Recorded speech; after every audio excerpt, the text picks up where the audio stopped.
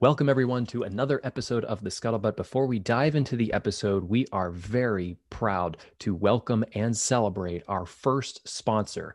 D&D Metal Recycling and Auto Salvage began as a small hauling and used auto parts operation in the Pittsburgh area in the late 1970s and has grown into a full-service metal recycling company with two locations, Lawrenceville and Tarentum.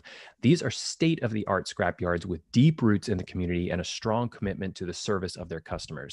D&D accepts all types of metal, both ferrous and non-ferrous, that may be generated by industrial manufacturing, construction and demolition, small commercial entities, as well as individual customers. They have a wide variety of material handling equipment and are capable of managing any job in a timely and efficient manner. You can contact them for quotes and availability at dndautosalvage.com. That's D&D autosalvage.com. Thank you, D&D, for supporting this podcast. And now on with the show. I was told that I should have, if I dropped my charges against this, I would stay in the military. They wanted me to do another 3 years. And I knew had I done another 3 years, at that moment, I would have been killed.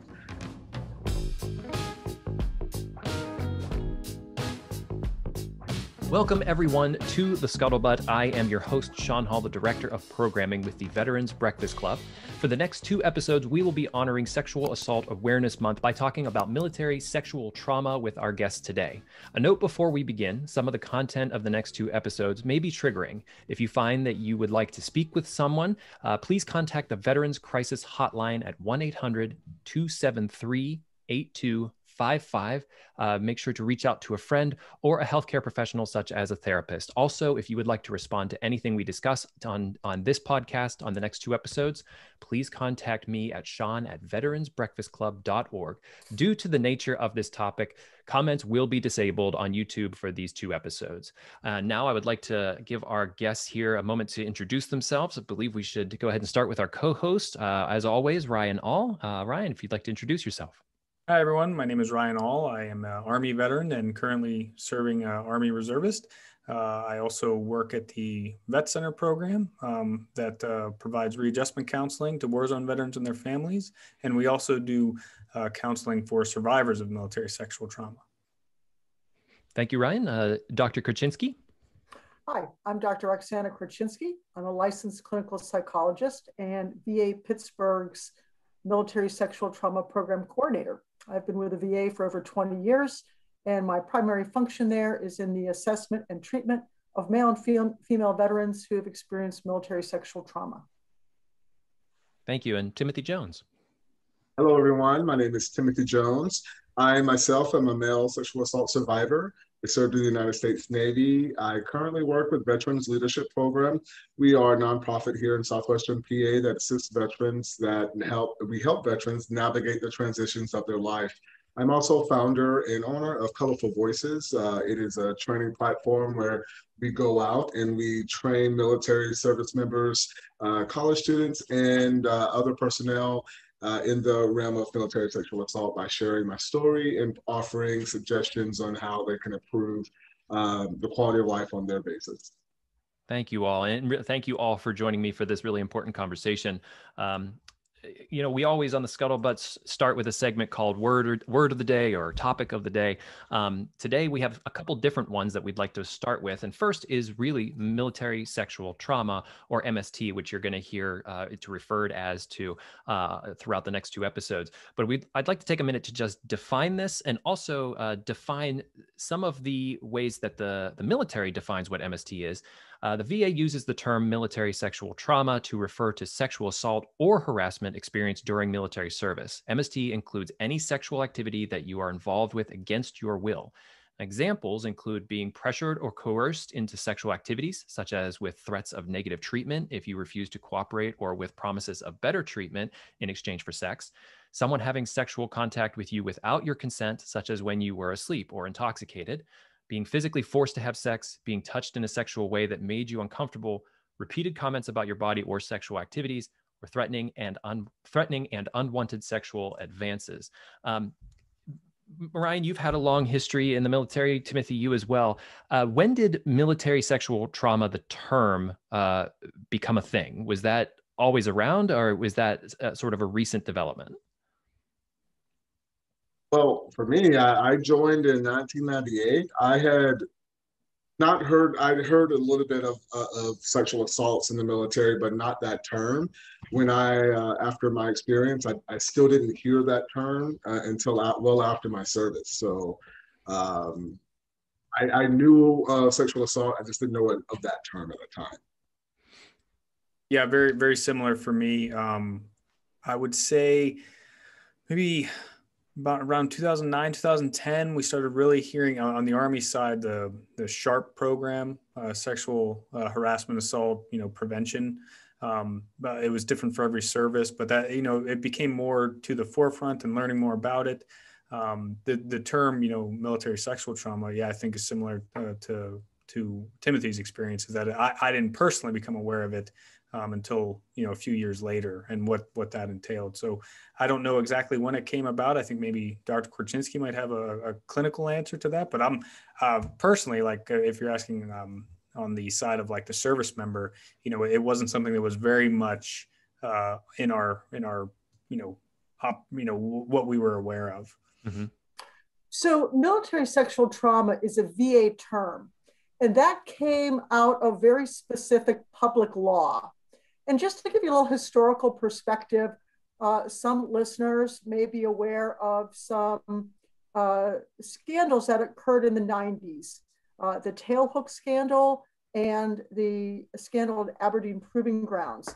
And these were incidents that came to light where, in the case of tailhook, a number of male and female members of this association were sexually assaulted during the association's annual convention. And in the case of Aberdeen Proving Grounds, drill instructors were charged with sexually assaulting recruits. Now, these two incidents came to light in the media, and that is, I think, what put military sexual trauma on the map, at least for VA.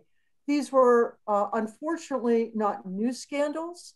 Unfortunately, incidents like this had been occurring for years, but these were the first time, the earliest times, where they actually came into the public's awareness through the media. And as a result, Congress became involved. And this is the first time VA was directed in the early 90s to provide outreach to female veterans who had these experiences. And if we look at the timeline of involvement of Congress and the VA's involvement, it took Congress 2 additional years to direct VA to expand that outreach to include male veterans as well. And I think that reflects a lot of the rape myth culture that existed, and unfortunately exists to some extent today, where only females can be victims of sexual assault. We know that that's not the case. VA was directed to provide outreach more broadly to male and female veterans who experience military sexual trauma, and to provide our services free of charge. So in a historical perspective, that's how military sexual trauma came to be at the VA. Thank you. And thank you for the historical context. That's really helpful. The next terms, and we've already heard it, is survivor. And I heard and read about there was a switch. It seemed like a switch in terminology. It used to be victim, and now it's survivor. And I wanted to just kind of define what those two are and why we say survivor versus victim. Well, I'll give a personal narrative of that. So at the time of my assault, I was a victim for about 20 minutes. I was a victim of what happened to me, a victim of kind of what happened on my command and base. And I, for one, would always refer to myself as that. I'm not sure when that switched, but I'm so glad that it did, because it allowed me to shift my mindset. It allowed me to stop thinking of myself as a victim and started thinking of myself as a survivor. So when I started getting the treatment and the recovery that I so desperately needed, it was a good shift in mindset for me. So whenever that took place, I'm so glad, just because it helped me personally kind of deal in a way with what I was dealing with at that time. It's still a lot of times today. So Survivor kind of helps the let's say victim take back some ownership, some agency of the event.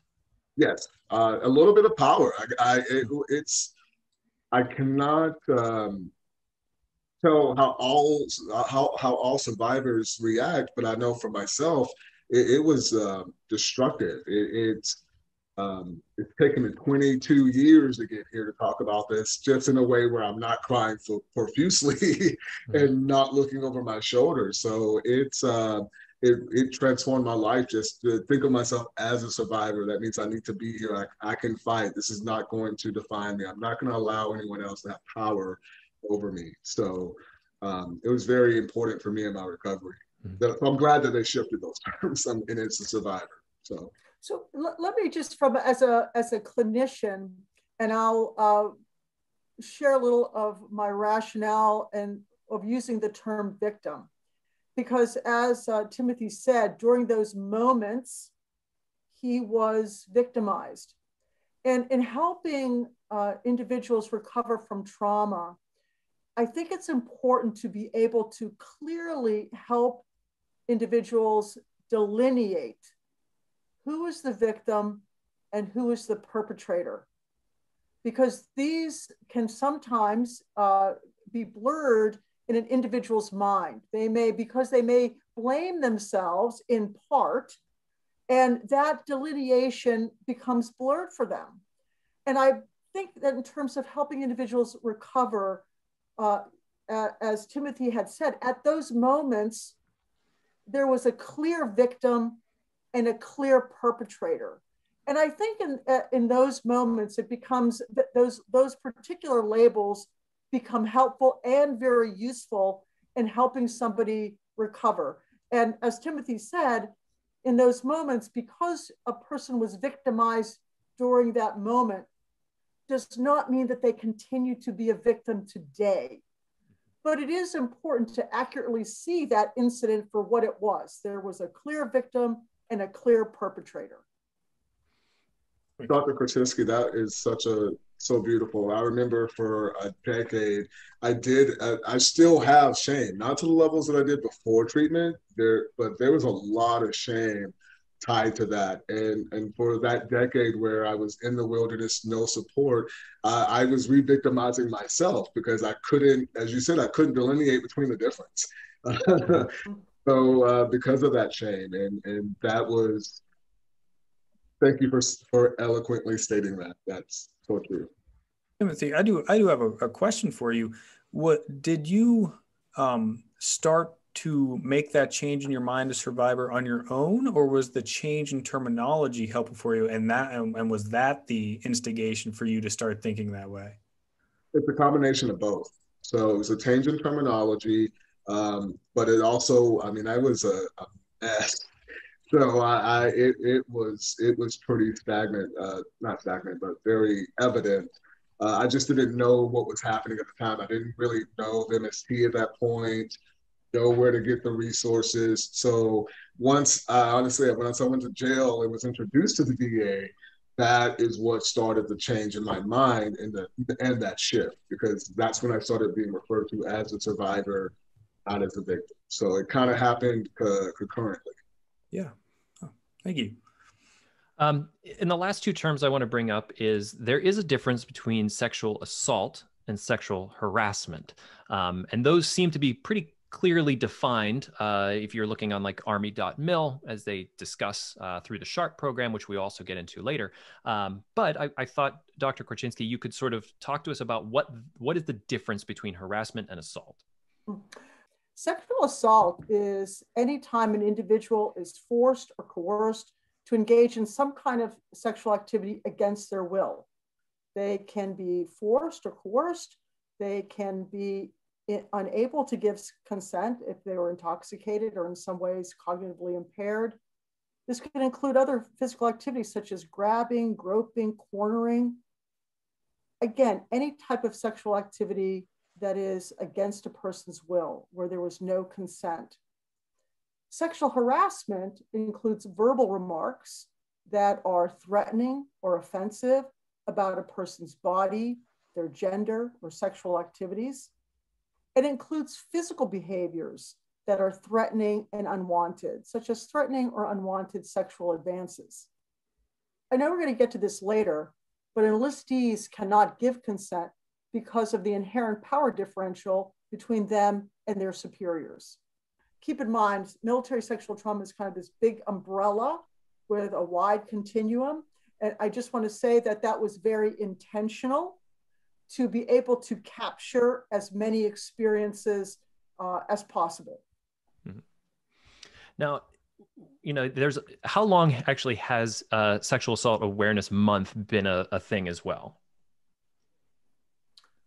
That is a good question. I know that it has been in existence for the 20 years that I've been with VA. Mm-hmm. It may go longer than that, but certainly for the 20 years that I've been at the VA. It's a good point because as a civilian, I've never really thought about it or been made aware of it really until recently. And the next segment here is I want to talk about some recent history. Ryan and I had discussed this as leading up to this theme of this podcast, and stating that, okay, Sexual Assault Awareness Month, MST, more civilians are aware of this now, and probably because of the Vanessa Guillen murder that happened at Fort Hood. And I do want to hand this off to Ryan here to talk to us sort of like, how did that sort of ignite? And then suddenly there was a lot of attention, media attention and civilian attention on MST. So the case of Vanessa Guillen was one that brought a lot of attention to this subject, and the fact that she was, victimized on duty, and what happened, and the intervening investigation that occurred, and it really shed light onto a broader problem that had to do with the entire command structure and the environment in which this is happening, and how this is handled within the Army. After Specialist Vanessa Guillen's murder last year in Fort Hood, Texas, an Army investigation found both male and female soldiers described a culture of sexual harassment and bullying that was pervasive and ignored by leadership. Guillen's death became a flashpoint for the military's poor handling of sexual crime investigations and leadership, ignoring the concerns and allegations of women in the ranks. An independent civilian review included 9 findings and 70 recommendations addressing major flaws in the Army's sexual harassment and assault response prevention, or SHARP, program at Fort Hood, as well as a command climate at Fort Hood that was permissive of sexual harassment and sexual assault. At least 14 Army officials were fired or suspended in the aftermath. And in the words of Army Lieutenant Colonel Scott Stevens, this event ripped the scab off and ripped us wide open. And I think that is definitely true. This brought this report that we looked at and discussed on the Scuttlebutt a little earlier, which made us want to have a podcast about MST. Is very, it's a sobering report. And from my experience on the military side, I would say that most of these problems are true and pervasive throughout, and the problem is that this program, while having good intentions, is reliant upon the units to implement it, and it's not implemented equally across the board. So you mean the SHARP program? The SHARP program, mm-hmm. Yeah. So you can have a unit that has a very good climate and a very good situation with SHARP and how it handles those issues, and then you can have another one that is not. And I think that's the case that we saw in Fort Hood. And I think what we are beginning to realize, and where it comes to more light, is that there are systemic problems with this, and this is a larger cultural issue than I think was really recognized for a long time, and it needs work in a lot of ways. Ryan, what type of training do you go through still in the Army for MST awareness and through SHARP? Through SHARP, so it's a mandatory training that has to occur on a yearly basis, right? But it primarily consists of a presentation or a class, and then there are people in each unit that should be assigned to be like the representative for that program, or the expert on that program, the person to train, the person you go to questions for, the person who can help you if there is an issue, work through what the regulations are and what the process is to deal with that. And Timothy, was there anything similar in the Navy as you enlisted? Was there a training or a discussion about MST, or what it was at that time? So if you would have asked me that question 6 years ago, the answer to that would have been no for me. But however, I learned when I did an engagement at NAS Pensacola that the Navy does have an equivalent. And even at the time that I was assaulted, the Navy did have a program. The reason I wasn't aware of it was although the Navy had the program, I was on a Marine Corps base. And so they did not have the same program at that time. So the Navy does have a program that they do.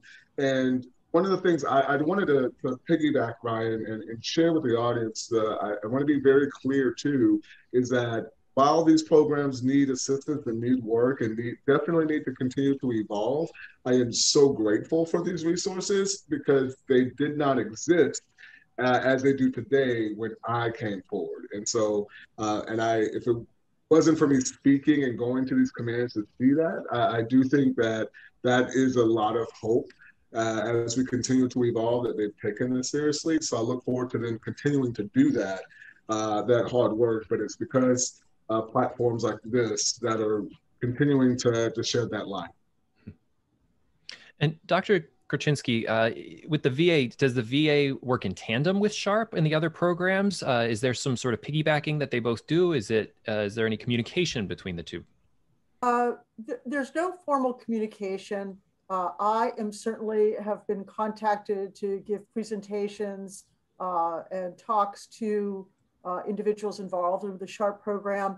And one of the things, and the last time I spoke with a group was in 2018. And one of the things I was really struck with is there were so many of the individuals involved with SHARP that were truly committed to make a difference and truly committed to help service members.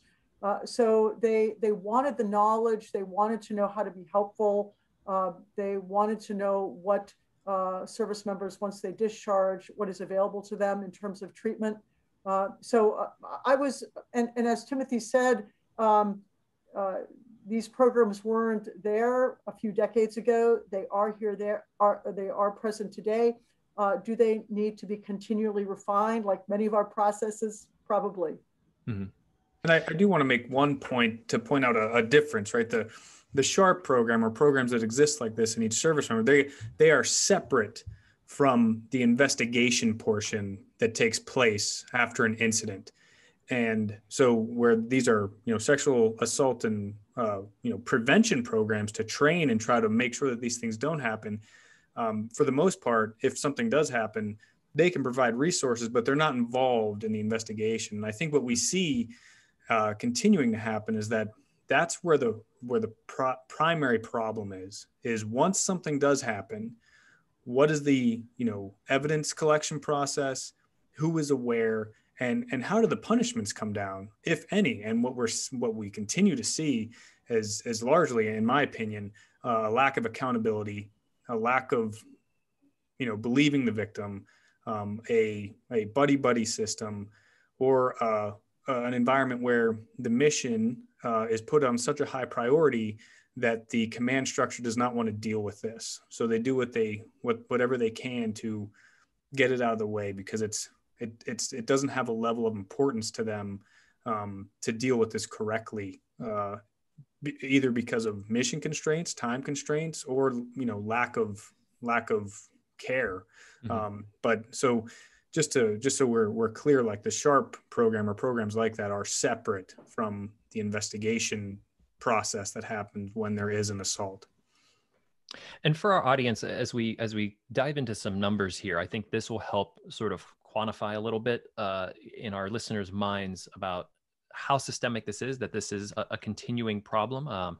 I even have listed here a couple articles that have dealt with suspensions of leadership in the recent days.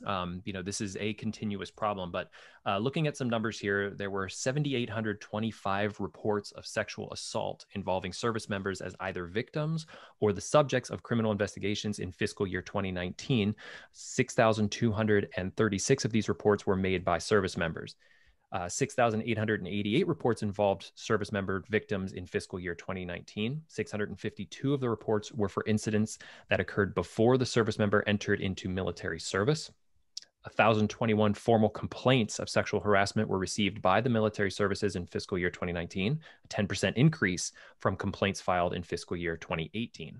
And according to the 2018 Workplace and Gender Relations Survey of Active Duty Members Overview Report, an anonymously completed survey conducted every 2 years, 6.2% of DoD women, an estimated 12,927 service members, and 0.7% of DoD men, an estimated 7,546 service members, experienced a sexual assault in the past 12 months. Those are some staggering numbers, and not ones that whenever I started to research this topic, I was expecting to see. That is a very high percentage, I believe. And Dr. Korchinski, you might be able to enlighten me on this, is in relation to the civilian world, how does that relate? So let me just say what VA is finding in terms of data. So part of what we do when we serve veterans is we have a universal military sexual trauma screening. And what that means is that we screen all veterans about their experiences of military sexual trauma. And what we're finding in the newest roll-up of the data, 1 in 3 female veterans and 1 in 50 male veterans reported that they experienced military sexual trauma during their military service time. And remember, it's that kind of broad continuum of experiences. I don't have the exact number of how this correlates to or tracks to civilian figures. We do know some things about female veterans, for example, in the military and non-military. And we do know that female veterans come into the military with a higher incidence of childhood and pre-military trauma. And this is significant because we know that trauma has a cumulative effect, kind of primes the pump for there to be ongoing problems. So we know that about our female veterans. The other thing that we know when we look at the kind of military world and the civilian world is that the rates of reporting are quite low in both. We know the rates of reporting is low in the civilian and world, and probably even lower in the military world for reasons that I'm sure Timothy can talk more about. And the conviction rate for sexual assault crimes is low in the civilian world and extremely low when we talk about the military setting.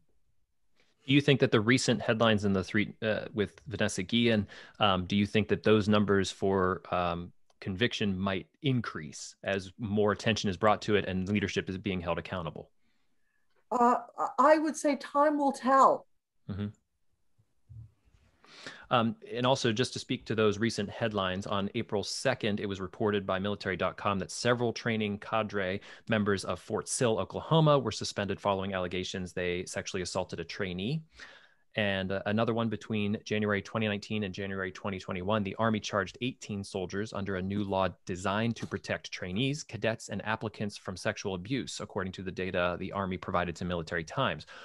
This is interesting. Article 93A of the Uniform Code of Military Justice criminalizes prohibited sexual relationships between recruiters or training instructors, such as drill sergeants, and specially protected junior members of the armed forces, such as applicants, delayed entry program members, or service members still undergoing initial training. The Army views trainees as incapable of consent to their instructors due to an imbalance of power.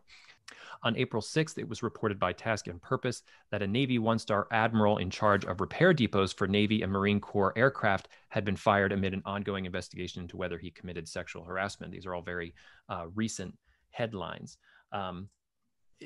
Coming out of this, I think we could talk a bit about what is being done, how is this problem being assessed, being looked into?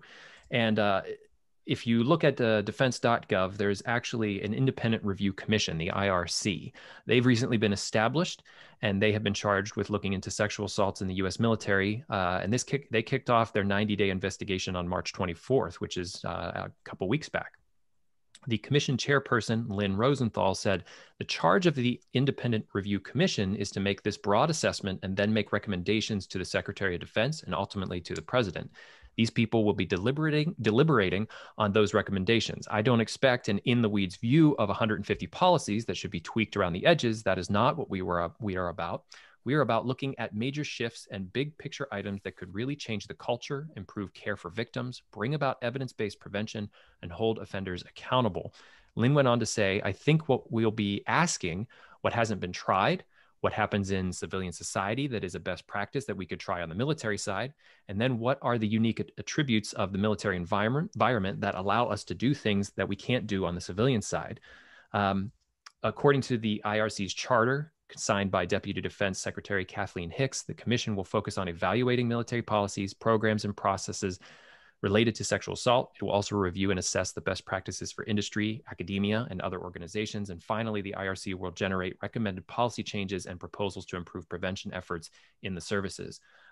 Making all of this happen will be 4 IRC working groups focused on each of 4 lines of effort during the 90-day look into sexual assault. These lines include accountability, prevention, climate and culture, and victim care and support. So that will actually be coming out later this year. What does the IRC mean to you, Timothy? The IRC is, what it means to me is continued hope, because they're looking at trying to do a complete overhaul. That means asking those tough questions. It means looking at what we're doing currently and how can we get creative and outside the box. To be completely transparent, some of the things that are taking place today were still in place when I reported my assault in 1999. So although, as we said earlier, the programs are doing great work currently, there's still so much more work to be done that needs to be done as we're looking at this. And so having the IRC truly take a look at this is hope. If you are a survivor, I would be very happy today because I know that this is going to be serious. There should be actionable items. Now, although I would be very happy, the one word that we keep that is a thread throughout this is accountable. We want to make sure the IRC does that. It does what they're charged to do. So we must keep them accountable. So that means survivors who are in a place to stand on their story need to ensure that the IRC is and does do what they are assigned to do. So that's what that means for me. As a civilian myself, I try to personally be held accountable to myself of bridging the military-civilian divide by understanding more of military culture, looking at military headlines. Timothy, as a survivor and a veteran, do you watch the military headlines? Do you keep up with something like the IRC? Is that something that you want to make sure that you are aware of as the military begins to continue to hold itself accountable? Yes. Yes, and because of my experience, I had such a short stint. If you look at the time in my service, and I had much more of a time in the civilian sector, in the civilian realms, I look at both.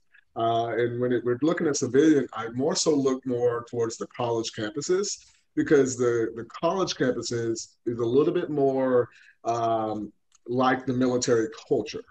In ways. So I take a look at all sides of that just so I'm aware personally and speaking about it as well. Timothy, if you feel comfortable answering this question, like what was your experience like when you did report what had happened to you? Oh, I'm very comfortable sharing that. So I had a tale of 2 experiences. When I initially reported, at first I didn't want to. I didn't want to do it at all. I was dragged kicking and screaming because of the time frame was under Don't Ask, Don't Tell. So I absolutely was concerned about my career and what that would do. So when I reported, my gunny was extremely supportive, and that was the unexpected. And I don't know why that was unexpected. Well, actually, I do now. The stigmas that are associated with being a male reporting sexual assault, I was really concerned with that. So the fact that his reaction was as kind was good. However, that changed, and that changed when I had to speak with my CEO. My CEO was initially supportive, but there was some hesitation, and I could tell throughout his tone. And it wasn't until I had a second experience where a friend of mine, my shipmate, completed suicide, and I had showed a lot of emotion for that. And then I went to the CEO's office, and he simply said, if my name came up a third time in relation to homosexual activity, he didn't care what it was, he was kicking me out. And so what that told me was he viewed my assault as consensual. Uh, that's how he viewed that in his mind. And the second time, he also viewed the passing of a suicide on our command as expendable. So just because he was being discharged under Gunner's Hotel didn't lessen his life. And so that really fractured my trust. I did not trust my command at all. When I went to counseling for it, we didn't have a counselor, we didn't have a doctor. I went to my chaplain, and there are great chaplains. I want to be very clear of this. There are amazing chaplains that are serving in the VA, that serve in the military. And I do believe that my chaplain is a good chaplain. I just believe that because of the nature of what was happening, especially at that time, there were some biases there that we needed to have a medical person there, not there just needed to be a medical person there. I want to say it that way, because he would quote to me Bible scriptures, and then he would tell me what would happen and what would happen when two men engage in sexual activity, which also told me he thought that my reported rape was also consensual. So that really fractured my mind. And so when he told me what would happen, he took a rubber band and he broke it in front of me. And he said, this is what happens when you engage in too much homosexual activity. That right there mortified me. I was like, okay, I can't say anything to this guy because please just give me the Prozac because I'm anxious, but I'm not being believed here. And unfortunately, that experience was the first year of my treatment. So when I got discharged, that is one of the main reasons I refused to go to the VA.